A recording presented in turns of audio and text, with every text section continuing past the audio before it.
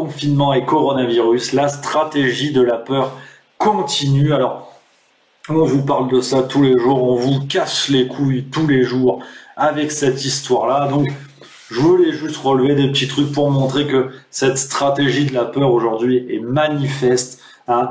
Donc, au 3 octobre, hier, les chiffres d'hier, pour vous dire où on en est, un record de 16 972 nouveaux cas avérés.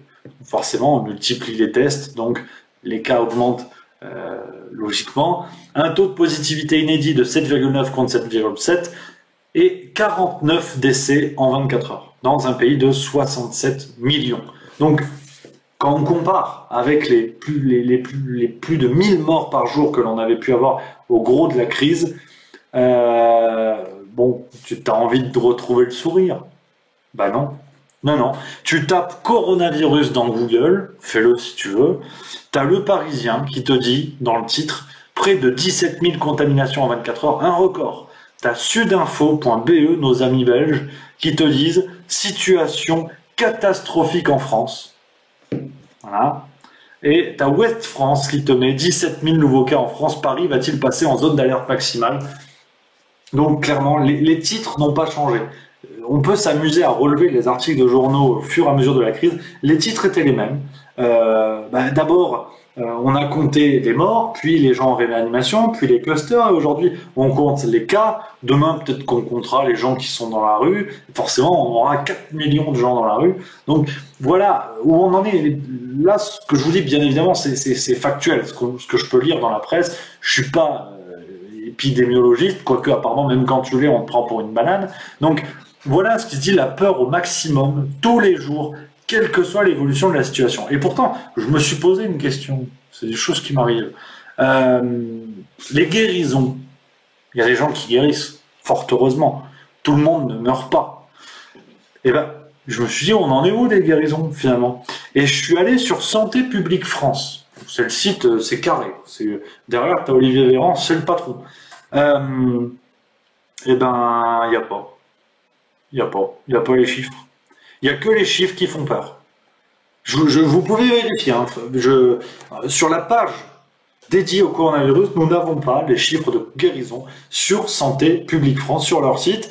On n'a que les chiffres qui font peur. On a même des chiffres avec un niveau de détail quand même très poussé. On a le nombre de passages aux urgences pour suspicion, le nombre d'actes SOS médecins pour suspicion, mais pas un mot sur les guéris.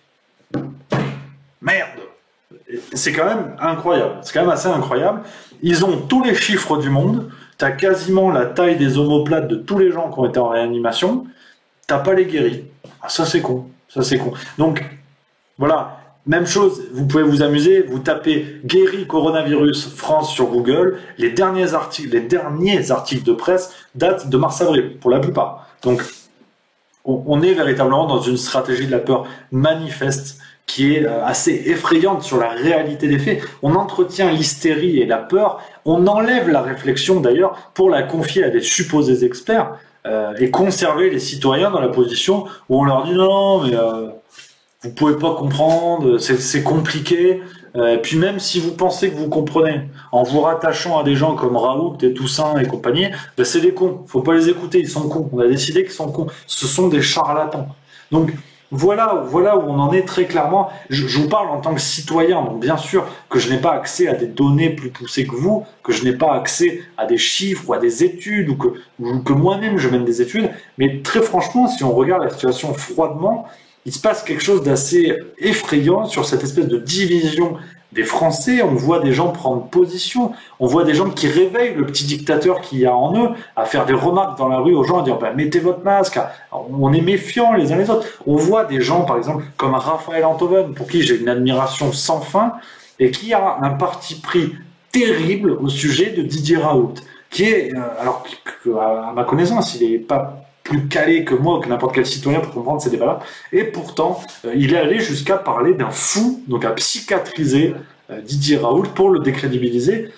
C'est assez terrible. On est vraiment dans la stratégie de diviser pour mieux régner. Donc, ce qui fait la question qu'on peut se poser, en tout cas la question que je me pose actuellement, c'est quelle stratégie politique a adopté le gouvernement?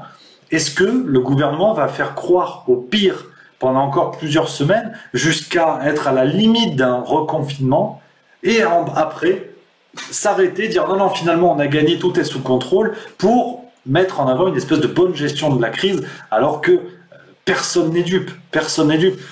On pourrait passer 1 heure encore à rappeler les antécédents de cette crise, les masques qui ne servent à rien pour Sibeth Ndiaye, le départ précipité d'Agnès Buzyn qui savait la gravité du problème. Enfin, c'est terrible, c'est véritablement terrible ce qui se passe. Donc, je voulais en discuter avec vous quelques petits mots parce que faut en parler, on parle de ça tous les jours. Donc, bien évidemment, respectez les gestes barrières, protégez-vous, prenez soin de vos amis, de vos familles, mais ne sombrons pas dans l'hystérie, dans la folie. Les faits ne montrent pas ça. Tenons-nous-en aux faits et restons tranquilles, restons lucides, prenons l'apéro. Je bois comme un dromadaire diabétique ce soir, c'est incroyable.